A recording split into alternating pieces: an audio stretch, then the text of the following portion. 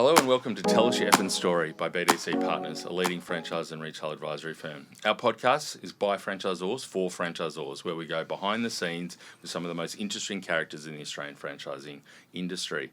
I'm your host, Bruce McFarlane, my co-host John Sully here. Today we're speaking to Matt Marshall, the CEO of Retail Food Group. Righto, Matt. Tell us your fucking story. Okay, John. It's franchising story. Tell us your franchising story. Yeah. Welcome. Hey, Thanks for joining us. Thanks for having me. So we're going to go right back. So, you're a Brisbane boy, grew up here. We're in Brisbane here for our, we're on tour, BDC on tour. Grew up in Brisbane. So tell us about early life in Brisbane. Yeah, well, I was born in a little place called West Wyalong in New South Wales, actually. Is that right? Yeah, which no longer even has a hospital. So you blink and you miss it when you drive through. Mate, I'm a Wagga boy. So there you go, down the road. Yeah, exactly. And Dad actually worked for the Bureau of Statistics, and so my first year of life was actually in Port Moresby, which not many people know actually. Yeah. So obviously I don't remember it, but I got photos of being up there, and he got moved around a bit, and actually we spent sort of early childhood in Canberra, and got out of there and got posted up to Queensland in about '88 when the Expo was on.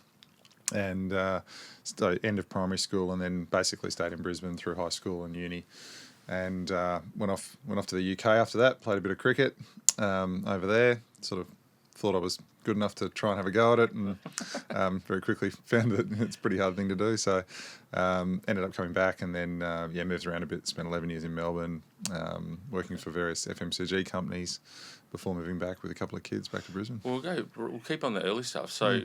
Obviously into sport as a kid. Yeah. So growing up in Canberra, it seems like Canberra's a hub of, you got rugby, you got football, you got cricket, you got everything. Yeah. Like it's a really sporty little place to start. And so cricket was your main passion though? Cricket was the main one. Just got into everything. Yeah, played with everything. Yeah, I remember going to the AIS doing some swimming down there. Great facilities down there. Played soccer as an early kid before sort of getting into union in high school. Actually enjoyed Aussie rules more than rugby, I turned out. But then after school, and cricket was always the love. So cricket was what I played till I was about 35. What were you, mate? Batter or bowler? I get asked that a bit. I missed the era of 2020. I would have fit that mold well because I was a slogger. Yeah. So I was sort of, I'd bat about 7. And then opened the bowling when I was younger, and then probably dropped back a bit to whenever the conditions were swinging. I was happy. And where did you play in England? What were you? I was a little county just in Norfolk, just Right. outside Norwich. So it was. There's always a great saying out of there. I remember when I came back, and if you speak to anyone in that sort of part of the world, I can't read and I can't write, but I can drive a tractor. So I had a pretty good year of being chilled and just playing cricket. Yeah. And just a small little club they put on the local pro. Yeah, and, great. And what did your dad do for? You said Bureau of Statistics. Yeah, so he did sort of economics through uni. He was a statistician, Right. Really, and he worked there his whole life. So by the time he worked his way up through management, he actually retired out of the ABS as well. He graduated from uni and spent his whole career in one place, which Interesting. you don't see too much anymore. And why Port Moresby? Why would he get? I don't really. I think they were trying to collect kind of the equivalent of census data to understand what economic activity was going to look like up there. Yeah. And so he was part of that kind of team to set a lot of that discipline up. But it was only for a year, sort of a posting. So I'd have to go and double check more of that detail. And what did your mum do? Mum's a nurse. Right. So mum started as a nurse. And I remember being as a kid, Dad would sort of take us on the weekends. Mum was doing overnight shift work. So, we had a really kind of working class background. Good, honest, loving family that just prioritised us a lot. Dad would come on cricket tours as the team scorer. Good at statistics. So Yeah. No, you wouldn't get much wrong. Get it right at least. And he was always, I'm still dirty on him. He gave me out LBW once. While he was umpiring. I was like, you can't do that. I hope you bring that up every Christmas, mate. Yeah. But no, Mum was a nurse, and so she did a lot of overnight shift work, and she ended up managing, actually when we moved up here, she took a role managing the breast clinic out at Ipswich, actually. So became sort of involved in working with breast cancer, and and besides cricket at school, what were you interested in? Like what sort of subjects did you enjoy and stuff? I sort of threw myself at everything. Yeah. I loved school. I was one of those kids that loved school. Threw myself in all the sports.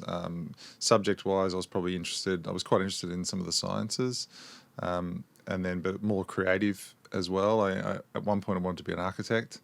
So when I finished school, and I actually looked at all that, and then ended up doing a business and did a science degree as well. So it was then I decided I want to be science and a business degree. Yeah, so I did a double degree, and that was because I thought I was going to go into physio. Then at one point I wanted to be a physio, and then when I looked into that, I was sort of like, this is a bit too, unless you're a sports physio and you're part of a sporting team, which was what was in my head. When you looked into it a bit more, and you sort of end up in sort of aged care in hospitals and massaging feet, I was like, no, this is not me. Stuffed up hands. Yeah. So I thought that's not me. So yeah. So and you're playing cricket and stuff, so you're still right into your sport, but then not anymore. Yeah, but not when you're at uni. Through uni. Yeah. So you're at uni, you're playing sport, but that's an interesting mix, like a science and a business mix. So then into what sort of jobs were you doing? Like, did you have part-time jobs and stuff through this time? Yeah, this is probably the first link to QSR. One of my first jobs was when Dougie at Pizza Hut was big, and I was a delivery driver. So I remember delivering pizzas. Old Dougie. Yeah, the old Dougie. Got himself into a bit of strife. Yep. I remember delivering pizzas. I remember washing dishes. I remember doing a delivery run with papers, like all the normal stuff you do that at that time was kind of first sort of job stuff. It's interesting because a lot of people we talk to, they've worked in a franchise. Like that, we're talking about franchising later, but it's like my first job. Oh yeah, that was a franchise, or no, you get an early exposure to it because it sounds like your family. It wasn't in business, but you're getting a bit of exposure to business in your part-time jobs. Not really, not a focus, but yeah. Yeah, and it worked. I took Mum's car. It was a little Mitsubishi Colt. I remember blowing the gearbox out of it, delivering pizzas, and it was it was a fun job. And I'm a competitive person by nature, and so it was one of those jobs where you got paid the more deliveries you did in the hour, and so you got your base rate, and then so you started to play the game of trying to collect the deliveries closest to the shop. How do you get up the leaderboard in sales, and really go after the number of pizzas you can deliver in an hour. Something was delayed in the oven, you'd sort of pretend you didn't see it and grab the next order, and out you go. So it was interesting because you start to see the tricks of the trade right from the ground up, and I actually really enjoyed that fast-paced food environment. Yeah. When I came back from the UK playing cricket, I fell into a job with Cadbury at the time, driving a big purple wagon around and building chocolate displays. And so it was always been in brands, though. I always loved brands and the speed of things. So. Where do you think you got your work ethic from, mum and dad, or? Yeah, but your mum had a good work ethic. Both did. Dad's. I'm more like mum in terms of sort of nature, and Dad's more introverted and very studious and very organised. And so Dad was probably always the one that was like, he would be in the car in the morning waiting for high school, like revving the engine, going, "You're late, I'm about to go." And you can see it with your own kids now. So Dad's very, very organised, very diligent. Mum's a bit more sort of outgoing, gregarious, and I've probably got a bit of both, to be honest. And brothers, sisters? Younger brother. So he's in Brisbane again now too. He went down the law path, actually. Right. And then got out of that, and he's doing more sort of commercial roles now. He's a younger brother. Same sort of path he took where he went and worked overseas. He was in Vancouver for a few years, and So smart and sporty. See, most people hate people like you. Fucking hell, mate, that's just irritating straight away. Probably slim. And so you worked overseas, you said? I worked in China for a year, actually. Worked in Shanghai for a year. When the World Expo was on over there, I ended up, a mate of mine was working it was a partnership with DFAT at the time, and they needed, it was basically an exhibition for the Chinese public around how to showcase Australia, but most of the purpose was B2B stuff with sponsors, and had Rio Tinto and BHP and all these sponsors. And they needed someone sort of like a captain of the kids to manage 300 people and run the pavilion. And so I thought, well, why not? Let's have a sea change. And off we went. My wife and I went over there. Yeah, went to Shanghai for a year. It was an amazing experience. When was that? That was 2010. Right. Not that long ago. Not that long ago. And you sort of learn so much about not just the culture and the differences, but yourself. How to be tolerant with a cultural difference that's probably the most extreme I could think of, almost, in terms of Chinese culture versus... There were young female attendees in the team whose job was to usher the public through the pavilion. And I remember some of them, once you get it sort of through translation and everything, never been spoken to respectfully by a older male. Really? Always been sort of, command control, and just not treated well. And so working in an environment like that was really rewarding to see some of the these people who had been studying English trying to find their own way in life, and then probably travelled now and got jobs. And you see them online now with their jobs. It's really great. So. And how you responded to that. So that would have been interesting. I've never been there, but how did you leave after a year thinking about China? Oh, it's quite polarising. In many ways, you sort of see the worst of what China represents, and you don't hear about it because it's clearly a communist culture and it's all pretty suppressed. But when you're on the ground, you can see it.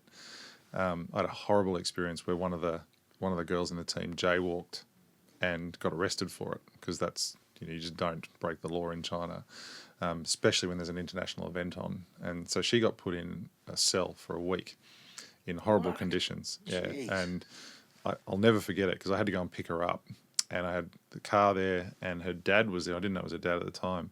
She came out. How old was she? She would have been 20 maybe at best. Yeah. And her dad came out and didn't even give her a hug, didn't even acknowledge her, stood there with his arms folded and looked at her and looked her up and down. And she got in the car with me, and it wasn't until the door shut she just burst into tears. And I had to take her back to her apartment and let her in, let her shower and all the rest of it. And then I had to sack her because she couldn't, after being arrested for something, it was a DFAT operation and all the rest of it, had to get rid of her. Wow. So they're the most brutal lessons you learn in China, where you kind of go, the rules are the rules and you've just got to follow them. And this poor kid that was... but on the other side of it, you see what a thriving, place it can be, and it's fascinating. You got old China, new China, all in one city. Shanghai's amazing. Building whole new cities in overnight. They pop up there. Well, where did that one come from? And the amount of people, and, you just learn patience. And, I mean, we've got so much personal space and freedoms, and... You take it for granted, and when you see it over there, that would have been a really cool experience. Yeah. Did your wife like it? Yeah, for the same reasons. I mean, at times it's really hard. It's not an easy place to live. I wouldn't go again with kids. And thank God I wasn't there during COVID, because some of the stories you hear about there were horrible. So you had the kids though? No, that was pre-kids. Pre-kids, yeah. So. Okay. What did you see much retail when you were over there? Just a little bit. We had a food and beverage outlet that we were responsible for in our pavilion, and a VIP function space, and we did 270 events in 180 days, and ran a food and beverage outlet and a merch outlet below. For every day it was open, we had 60,000 people a day through the pavilion, so we were pretty busy. Outside of that, that's what probably surprises you, or maybe it doesn't. All the same brands are there, all your big QSRs are there. A lot of the kind of expat dining experiences were amazing. Some amazing restaurants in China. And then on the ground, the street food and everything, it's all there.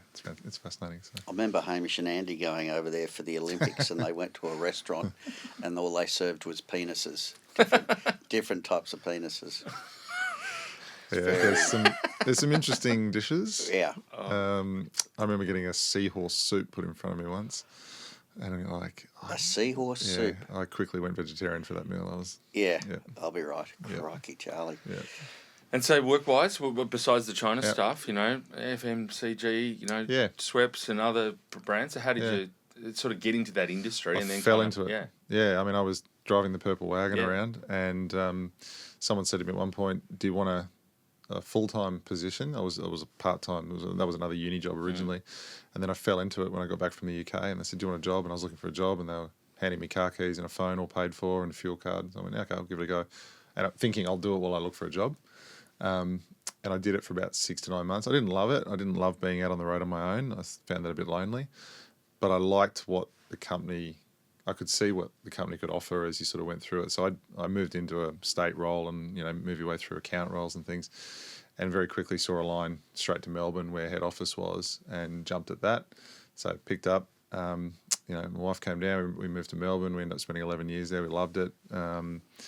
And it was just the sort of place that it was a great grounding, because an international business, you learnt all the disciplines of how a big business operates. And my first role there was looking after the seasonal chocolate portfolios, or Easter bunnies, eggs. Yeah. And it was the best role in hindsight to have had, because actually you're selling into the big grocers like Woolworths, and it's a make-to-order model. So you're taking an order early, and then you're working with supply chain, you're procuring foils out of Germany, and if you get it wrong, you've got obsolescence and all the rest of it. And then at the end of the season, whatever you don't sell, it's in markdown mode, and the retailer's putting pressure on you for their margin. And so it was a full business cycle in 6 months. And you do that 3 or 4 times, and you learn a hell of a lot. Yeah, lots of moving parts. Everything from product development, pricing, we used to call it the bunny wars, because you'd have every retailer wanted an exclusive bunny, and you probably remember, your Humpty Dumpty eggs, and you got your Cadbury eggs, and you got the, and so everyone wanted differentiation, of course, and different kind of points of difference. So you learnt a lot. So that was a really fun way to start a career. Yeah. Where were you in Melbourne? Where were you living? First place I lived was in actually that beautiful street, the Avenues in Prahran. Yep. And where all the doctors are. That's why I spent a lot of time going down there. He was slumming it. We found an old apartment, really old school one that was, the bedroom could have had a couch setting in it. It was huge, this building, but you turn the taps on, and the brown water came out, so you ran it out. And but we loved it. It was so different to Queensland. I mean, Brisbane at the time was still a pretty small country town, really. Yeah. And you go to Melbourne, and you're buying scarves and looking like an idiot, and they're doing all the stuff that you don't do once you live there. But start wearing black. Yeah. So that was fun. So we rented around all those areas, sort of Prahran, Richmond, South Yarra, and then ended up buying in Brunswick because there was a bit more value. Yeah. So what made you come back? Kids and family. Right. My brother at the same time was sort of looking to come back to Queensland. Mum and dad are here. Aunties and uncles were here. Yeah. My wife's family's from here as well, so it was sort of a natural pullback. So was that for Brumbies, or was that? Yeah. Yep. So into the again, franchising world. Probably fell into that. Sort of was looking for a job, and remember interviewing and landing there. And my first stint at Retail Food Group was that. It was running Brumbies, and I remember very quickly feeling like I didn't belong there. That was a GM role, so you was. Yeah, and the structure was a bit different. When was that, mate? What sort of year was that? That was just before kind of the drama. 15, 16. Right, okay. And I didn't even last a year. I felt like it was, the bones of the place were fantastic. The brands were great. The people were great. The way its focus at the time was growing, and it was growing fast. And that's what, the share price was flying. And I just couldn't find the things I felt like I was good at, a way to really influence an outcome to help franchisees. That was really my sticking point. And so the office environment didn't work for me. I didn't like it. And I went out and just met all the franchisees. That was my priority. And just listened to them and spoke to them. And you could see how you could help them. It was really obvious the things they wanted. But I just didn't feel like at the time, rightly or wrongly, whether I could really influence that. And I got a different opportunity working for a pharmaceutical business in Brisbane, and it was closer to home. It was better money and all that. Yeah, so you were commuting to the Goldie at that point. Yeah. What's that, like hour and a half? Depends on the day. He's back doing it. Yeah, well, I've been back doing it for 4 years now, but we've built a lot more flexibility into our workforce now, which I can talk about. But at the time, that was sort of just coming back. I was like, all right, this is good. Another good experience doing something slightly different, entering franchising. Learned a lot very, very quickly. And I think I learned more because I didn't sort of slip into the model that was there. I actually tried to be true to what I felt like I could influence with and go out and try and do that. And that was good experience. Met a lot of great people and a lot of great franchisees, actually. Did you feel at that point that it wasn't about the franchisees when you were there? I guess I said a bit. People did care. And there was a lot of great minds in that business that had done some really wonderful things. I think it was slow to respond to the retail environment, and that's where franchisees felt disconnected. And so, simple example, we were going through a brand refresh for Brumbies at the time, and I'd inherited some of the model that was already sort of underway. So you didn't want to flip it on its head again and create confusion, but it was the little things at the end, like new cabinets were really different from the old cabinets at the front of the house, but they were too high, and the 15-year-old serving over it couldn't see over it. Yeah. So lower the cabinet. And I was getting feedback like, well, you won't be allowed to do that. No one will let you make a decision to lower a cabinet. I'm like, do it. Because it makes a lot of sense. Yeah, of course.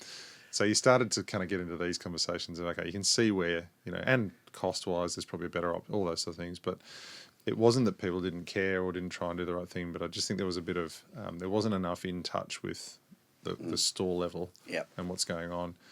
And so what my whole upbringing was been trying to, people often ask me, FMCG franchising, how similar, how different.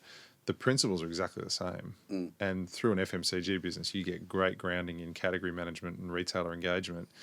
To try and win, say, share of shelf in a grocer, you've got to be compelling enough to get an argument through them to have them accept you. That discipline's no different. And when it's your own store, there shouldn't be the same barriers there. So the only difference becomes how well you can build a relationship with that person who runs the store. Because if they buy into what you're saying, the whole store can turn over really quickly and do something different. So that's where the synergy for me is bring some retail expertise to these businesses and really help them try and grow in a market that's getting more and more competitive. And RFG at the time, I felt like was more interested in growing stores, putting lots of stores down, which you have to do. So it was, the media wasn't entirely fair either. So around that time, RFG, had bought other businesses and stuff. But you're in the Brumbies business. Did you get much exposure across the broader business in that? Yeah. When you were there 9 months or something. Not at a detailed brand level. Yeah. Because the structure at the time was quite different. The general manager roles had marketing and leasing and supply chain sort of all report in your own brands. Not across brands. And there's probably no right or wrong with any of that, but we don't structure that way today because we're trying to get expertise in departments that can then build capability through a discipline. So, a chief marketing officer that drives the right capability for the right, way to grow in the market through that division, rather than having general managers all trying to have multidisciplines in everything. So the general managers now focus more on the really operations and the franchise relationships, and then leverage all those expertise. So that was different at the time in terms of how we set up. Yeah. So you weren't really across all the other stuff, and then 4 years out, you said, and then back in. So a couple, head of growth and head of different roles within RFG. So how did they come up? I never thought I'd be back because I was enjoying what I was doing. It was sort of part of another global. There was a French pharmaceutical business that I was in, and that was, no one knew COVID was around the corner, mind you, and I started on day one of international borders being shut back at RFG, so that was a little bit, we held hands for a 20% pay cut on day one as a senior group. So that was welcome. I'm like, I'm in now, I'm on probation.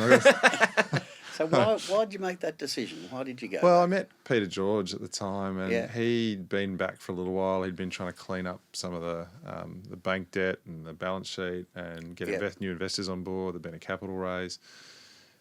All that was sort of public because we're a listed company, but the real question for him was, did the values of where this business was going match what I would have? I gave you the feedback before on what I was doing previously. Did that sort of instigate a change and an alignment to what could be done differently? And over a couple of coffees and a few conversations, it became clear that was the case. Peter was there to really tidy up the problems, and then there was going to be this pathway for a new management team to take this thing into a growth mode again and do it the right way. Yeah. And so that was, I never thought I'd be back, and I said to him after the first time, he goes, "Oh, would you consider coming back?" I said, no, this is, been there. But I've never met him, but I've spoken to him a few times on the phone, and the conversations I had, he was a bit like yourself. He was just very logical about it, just knew, let's get back to grassroots, get back to the basics. I really liked him. I thought he's very level-headed, bloke. Very experienced in turnarounds, and he'll tell you himself his expertise in turnaround versus needing people around him to grow a business. And I don't have that experience in turning around that sort of kind of listed business problem. But what I do have is 20 years under my belt of building brands, building teams, building people, building culture, and you learn a lot. I mean, I haven't got everything right in my first year and a bit, but is he still there? Yeah, he's still chairman. Right, okay. So non-exec chairman. So you've come in growth roles and retail roles and stuff, and then ended up. So the process was the CEO what you wanted to do, or when you came in, you came in. That's what you were aiming to do. Yeah, I didn't publicise that, but in my own mind, I'm going to end up in. Not without any kind of. There was no guarantee. Yeah. But I saw a pathway, yes. And if it was going to be a business that made it through its problems and was growing, I felt like being in the business was the best place to be to attack that, because it is a tricky business. And I sort of looked at it as I don't think there's a more difficult retail role in the country.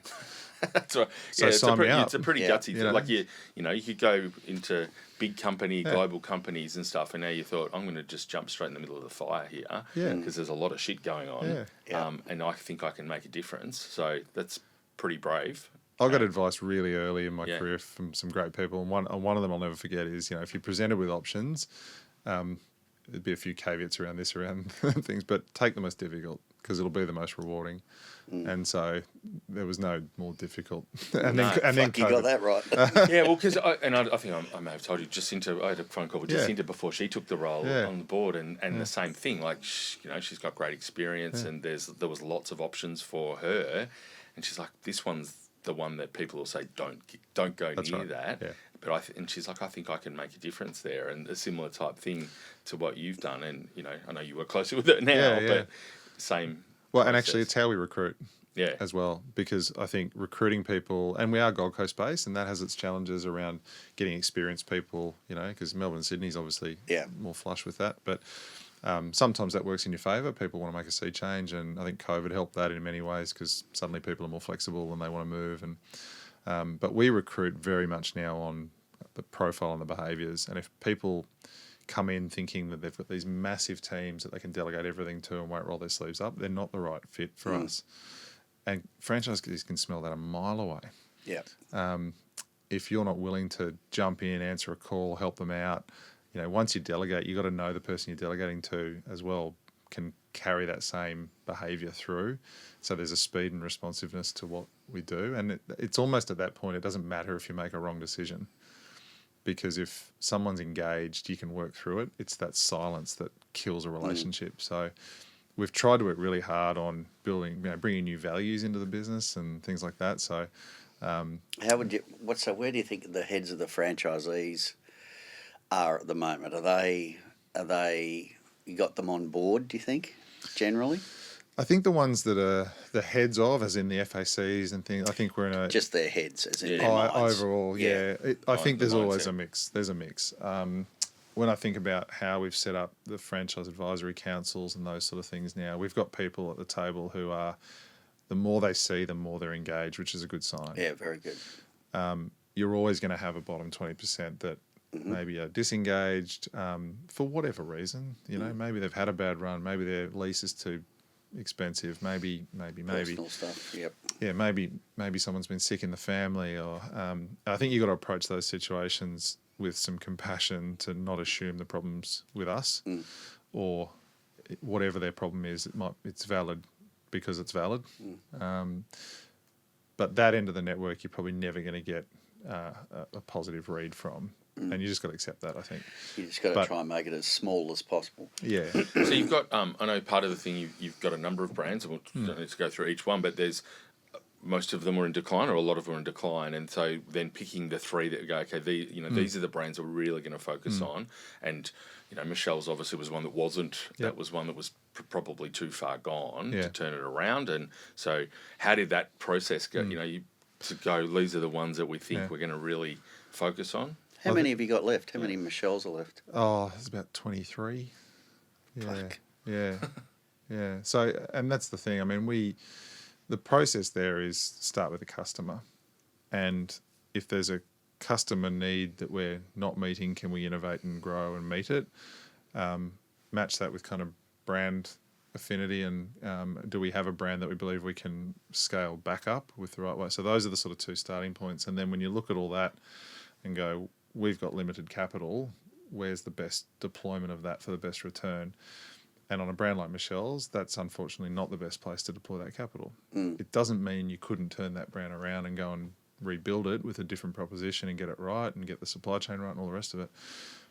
But we've got better options, we think, to drive core brands that we can scale. And we've sort of put some disciplines in place around, it's not perfect every time, but can we scale them over 200 stores? That's an important measure, because with scale comes the ability to support and invest. Are they easy to operate? Our model's very much small formats that don't need big labour bills. The system should be reliable enough for a high school kid or a uni kid to come into a shift and quickly train them up and get them moving. they're low capital. They're $500,000 and less to build. So we're not talking the massive drive-throughs that cost $2.5 million. Yep. They need 120, 130 grand a week to make them viable. So we think we've got some ability to kind of convey some similarities between brands, which allows multi-site operators to really then buy in and even work between brands and grow. So that there's some simplicity to some of that. Not everything we do will fit that. We bought the Beefy's Pie business last year, getting that over 200 stores. That's really good. That's a maybe. 200 stores for that brand, maybe, don't know. But is it easy to operate? How many are there? There's now, we bought 9. Yeah, it's pretty small. There's now 12. Pretty small bolt-on, isn't it? Yeah. Yeah.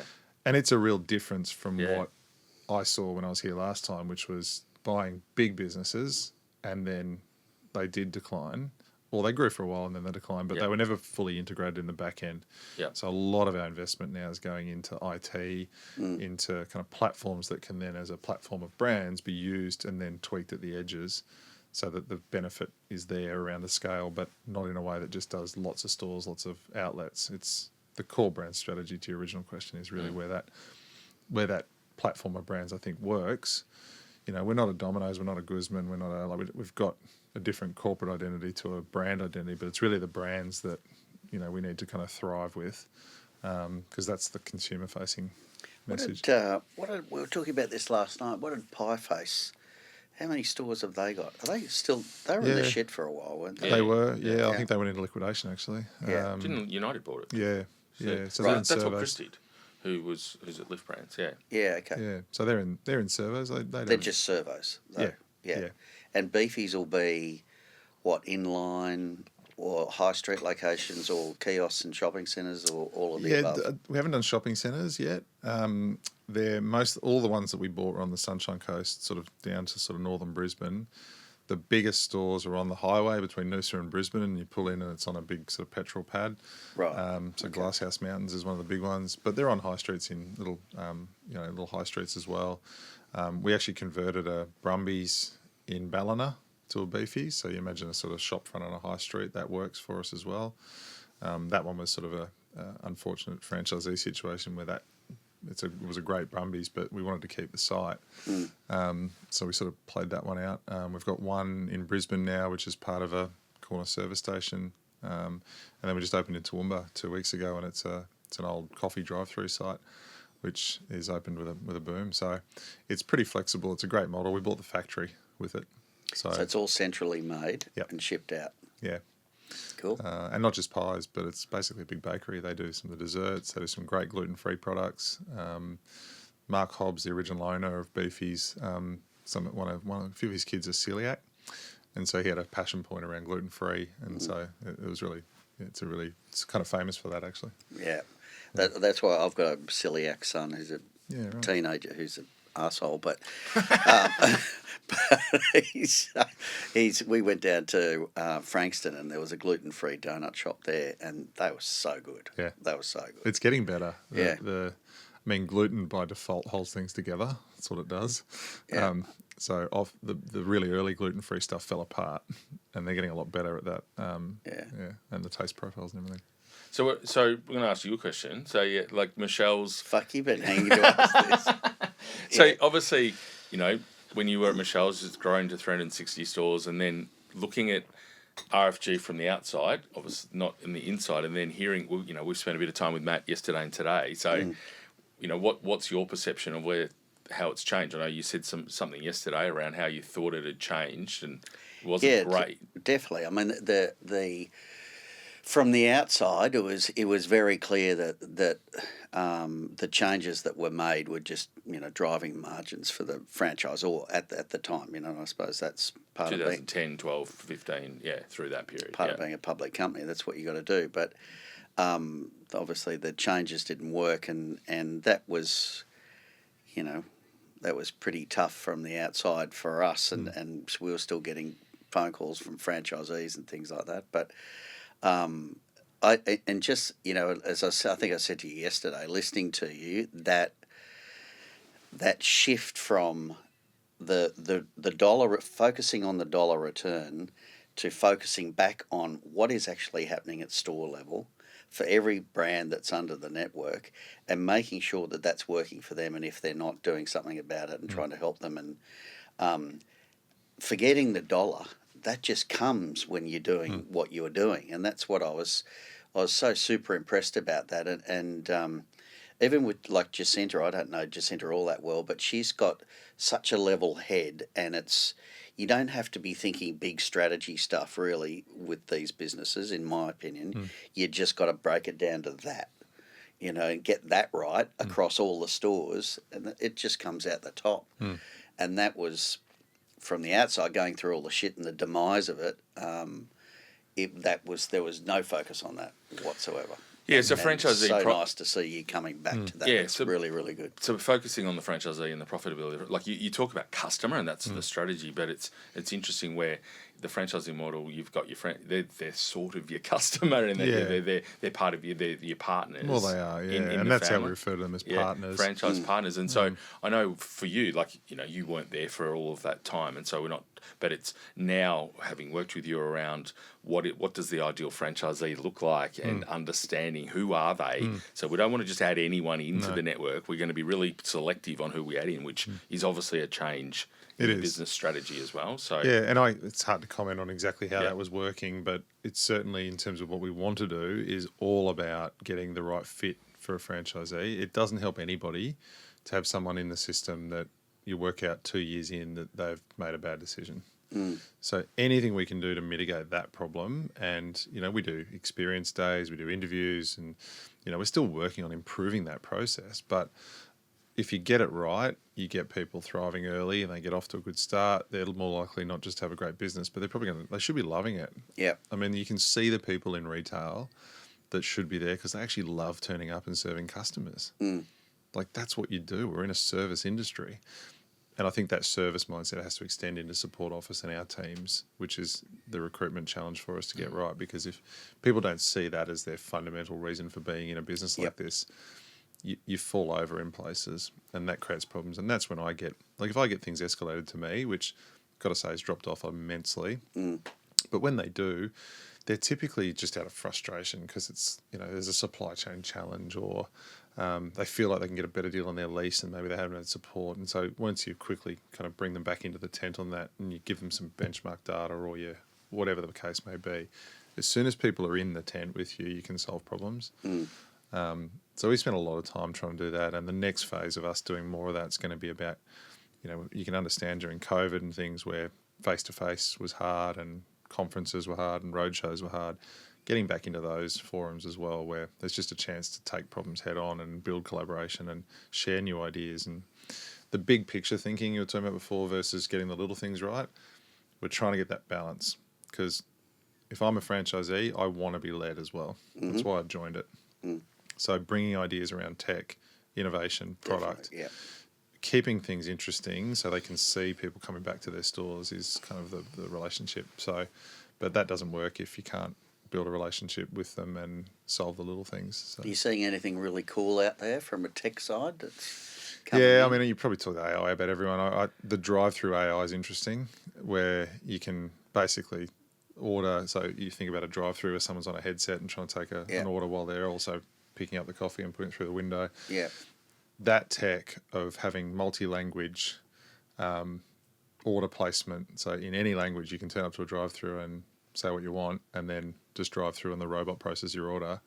That sort of stuff's pretty cool. That's here now. We haven't deployed that yet, but that's the sort of stuff that's interesting. Are you trialling that or looking Not to yet, trial that? no. We were just that's one that I've seen that's interesting. Yeah. I think the other use of those sort of technologies, we did trial working with a company where if I'm a deskless worker, so I'm a 15-year-old in store and I've only got my mobile phone, the old way of operations manuals in franchises, which are, these hundreds of pages of documents that cover all the things you need to do, all your systems. Yeah. What if I just want to clean the coffee machine?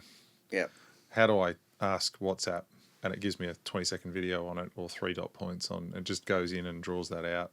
Those sort of uses of tech I think will be really interesting. And then you've got all the digital tech around, click and collect, integration with aggregators, so you don't have multiple bump screens in store, back of house systems to improve speed of service. kiosks with self-ordering, QR codes on tables. We're doing all that, Yeah. and a lot of effort into that's that. You've put that in. You've put this, and you're getting the growth.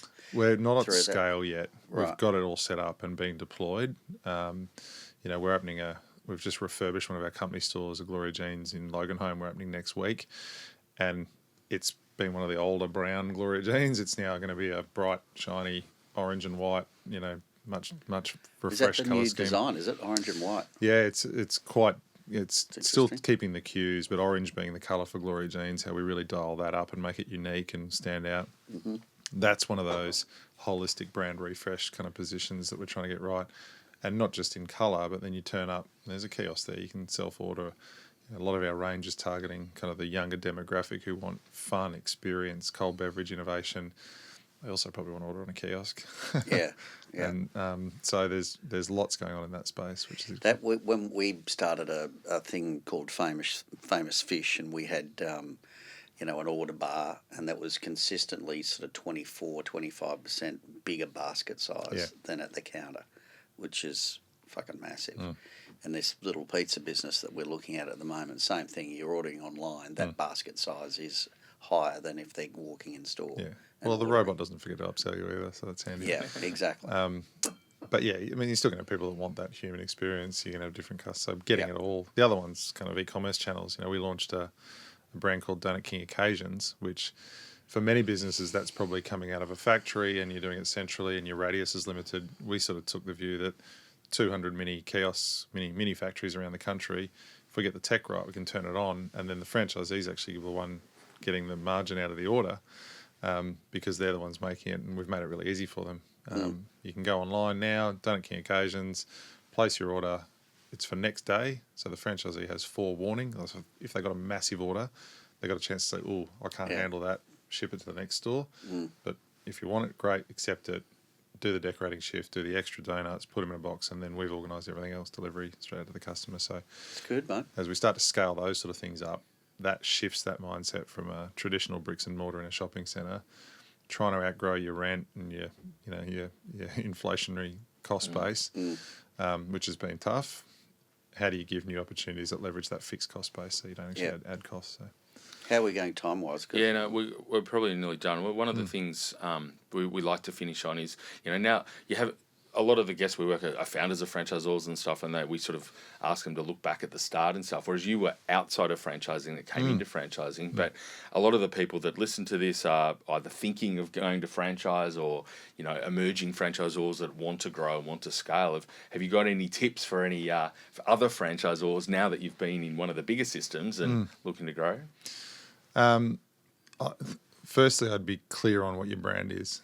I think it's really easy to chase ideas because someone else around you is doing it. And so you extend your portfolio, you add complexity.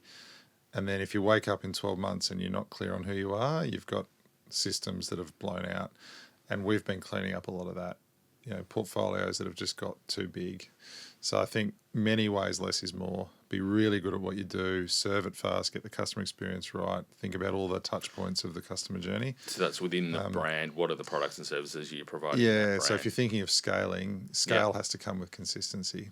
And so if anything you're doing takes away from that experience through different experience, that's why Donut King's been famous for the home of the hot cinnamon donut, because it's you know what you're going to get. It's a fantastic. And it's bloody good too. Yeah, it's a fantastic, and it's a value proposition that's understood. So that'd be one. Sort of at the brand design level, I think certainly the franchisee recruitment process is one I'd spend a lot of time thinking about how you get the right people, because even different brands are different profiles. It's not just running a franchise. We know that the franchisee will see themselves as an extension of the brand they're in. So how's that fit? And I'd spend the time getting that right. And that's been a big focus for us, as you know, trying to get that right. We're still learning, we're still trying to get that right. But your multi-site operators are a good window into that, because they're probably the ones that give you that insight. And the other thing I'd say in this industry, not just franchising in general, but in this one, in food and beverage, it's fast. It's really easy to try and take on too much and forget that it's actually really fun. Like, we sell fun products. We want employees to feel like they're having fun.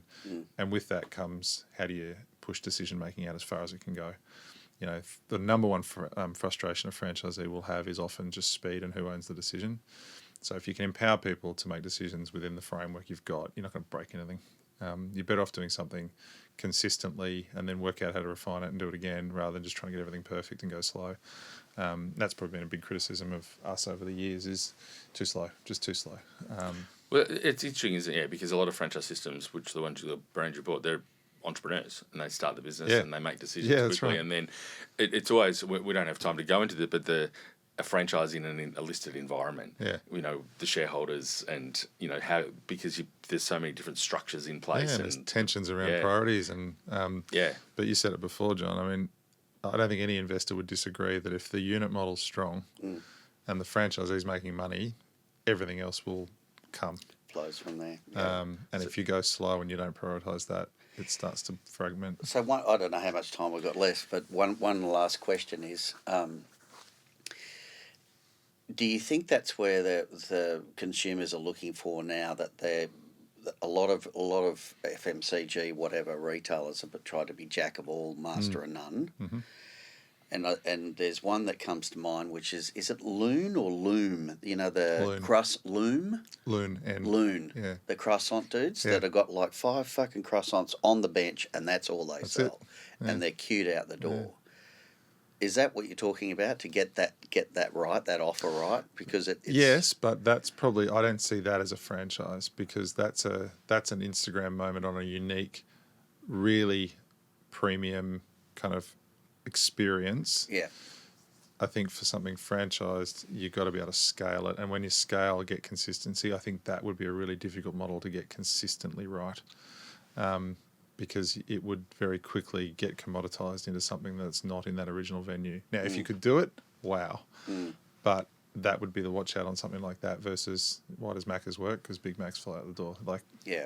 But their range is not massive, is it? No, and the range is important. I think the range point is right. You don't need 400 SKUs to have a model that works. Yeah. In fact, the opposite. I'm going to pick your brains later. Yeah, we're going to stop. You can ask later questions later. But thanks very much. Thanks for your time. Thanks, Bruce. For thanks, joining John. us. Thanks for everyone for listening to our BDC Partners podcast. If you enjoyed what you heard today, remember to like and subscribe. Thank you.